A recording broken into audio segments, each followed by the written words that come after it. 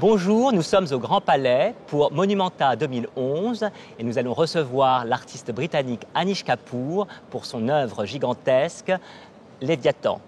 Anish Kapoor, bonjour. Quand Bonjour. Monumenta vous a demandé de faire cette œuvre, Léviathan, qu'est-ce que vous avez pensé, surtout de cet espace très imposant du Grand Palais, cette cathédrale d'acier?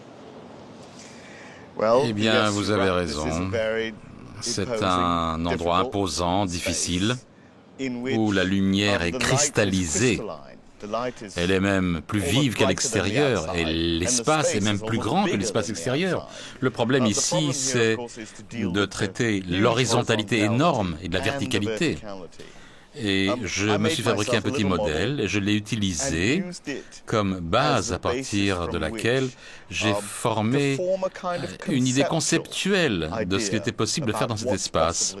Et très rapidement, j'ai eu la notion que ce que je voulais faire était en fait d'invertir l'espace. Le public doit rentrer dans le Grand Palais, rentrer dans l'intérieur de cette bête énorme, de cet objet.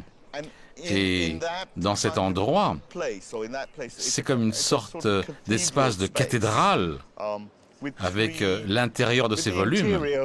Et à ce moment-là, il faut ressortir de cet espace dans l'espace ici entre le bâtiment et l'objet. Et ces deux expériences ne concordent pas. Et c'est une des choses qui porte sur cette œuvre.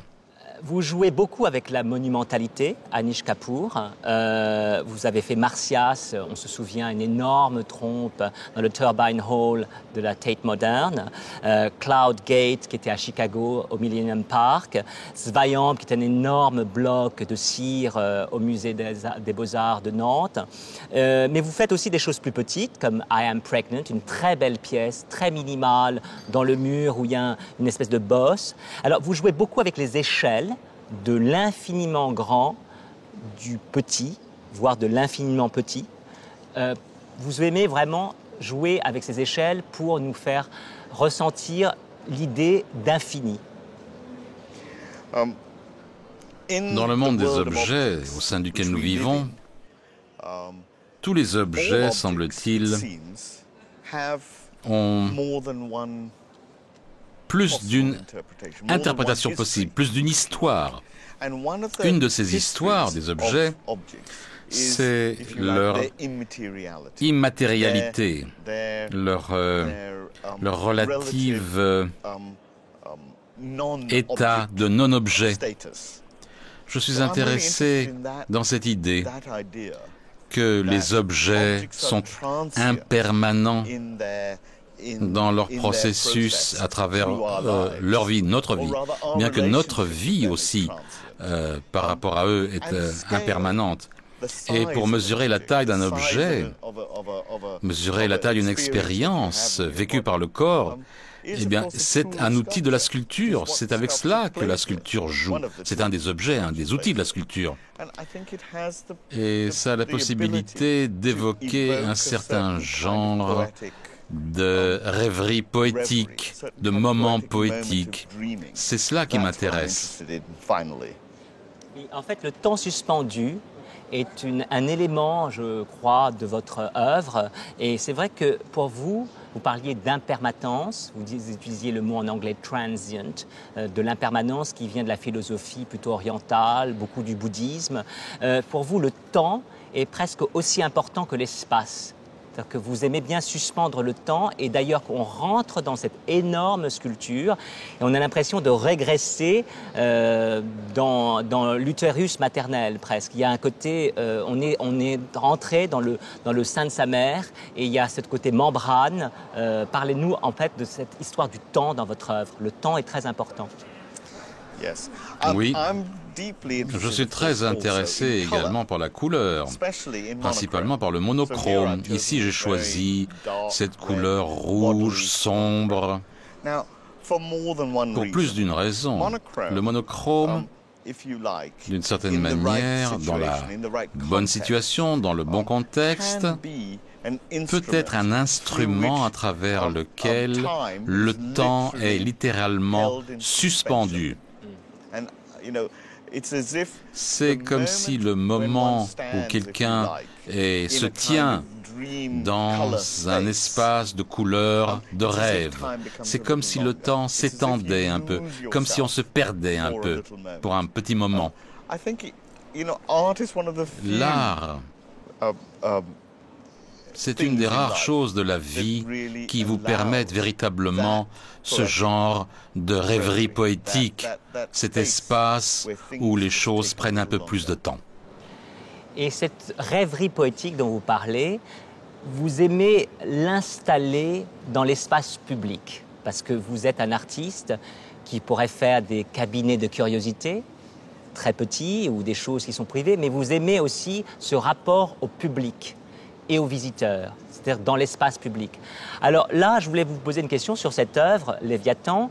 Les gens peuvent circuler autour, ils entrent dans l'œuvre, comme vous l'avez dit, ils peuvent circuler autour, mais ils ne peuvent pas voir cette œuvre du haut, des mezzanines. Vous avez interdit qu'on voit l'œuvre, la forme de l'œuvre du haut. Pourquoi ? Dans cette œuvre particulière, je suis intéressé par l'idée que cela occupe ou cela repousse un espace occupé par votre propre corps. Et on vous demande de mettre ensemble l'intérieur et l'extérieur. Ce que je veux éviter, c'est tout sentiment que l'on puisse avoir d'un diagramme mental de l'objet. De nulle part, vous ne pouvez voir l'intégralité de l'objet. Toutes les visions sont partielles. Toutes les visions sont tangentielles ou obscurcies. Donc, l'idée de ne pas avoir la vision complète, d'avoir à la construire mentalement, fait partie de cette œuvre. Oui, vous travaillez avec le côté phénoménal, c'est-à-dire, en fait, tout est un peu, on est obligé, tout est fragmenté, mais ce côté du vertige, du vide, on a parfois, face à vos œuvres, cette impression de vide. Alors, pour vous, la notion du vide est très importante. C'est une notion qui n'est pas celle qu'on peut expérimenter, en fait, la notion de néant. C'est-à-dire que pour vous, le vide, c'est une notion un peu différente. Expliquez-nous un peu ce que vous pensez du vide dans votre œuvre. Je pense que l'un des aspects importants de ce que j'essayais de décrire précédemment, du non-objet, de la partie éphémère de l'objet, c'est essentiellement son néant. Ça n'a rien à voir avec le vide. Le vide, on le comprend dans le langage commun comme étant un endroit où il n'y a pas autre chose. Le néant, c'est autre chose. C'est différent. C'est à la fois vide et plein. C'est plein dans ce sens que c'est nous qui le remplissons avec notre propre matière mentale. Donc un des problèmes de cette œuvre ici, c'est qu'elle occupe un espace psychologique, un espace phénoménologique, comme vous l'avez dit, et un espace extrêmement physique. Ces trois choses concourent, et c'est ça, cette œuvre. Alors, Anish Kapoor, nous sommes là dans cette serre de verre, donc le Grand Palais, sous votre œuvre monumentale Léviathan. Je voudrais vous poser la question, pourquoi ce titre, Léviathan ?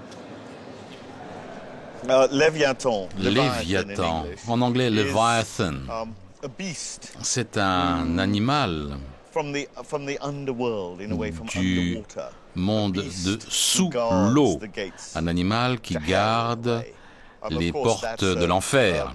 Et je crains que ce soit une condition psychologique que nous connaissons tous à un point ou à un autre. Le corps est trop grand, trop complexe, trop difficile à manier, trop difficile à se mouvoir.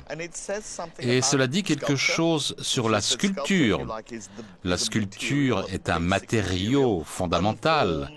sans forme et dans son état informel, capable d'être extrêmement expressif, beaucoup plus expressif que lorsqu'il est transformé en quelque chose. Premier point. Deuxième point, le monochrome a un aspect ou une qualité léviathanesque. C'est primal, c'est coloré, une couleur extrêmement primaire. Ça, c'est un point extrêmement important. Hobbes, le penseur politique, a utilisé l'idée du Léviathan pour qualifier la condition, illustrer la condition de l'État. L'État aussi est difficile à manier, incapable de se mouvoir. Donc je pense que pour moi, il y a beaucoup de couches différentes. Un titre, d'une certaine manière, c'est comme donner à l'œuvre une autre forme. Et ça, ce sont des couches de sens potentiel. Et ce n'est pas un titre descriptif. Merci Anish Kapoor. Donc restez branchés sur France 24 et venez faire un tour absolument au Grand Palais, voir Léviathan, Monumenta 2011, jusqu'au 23 juin.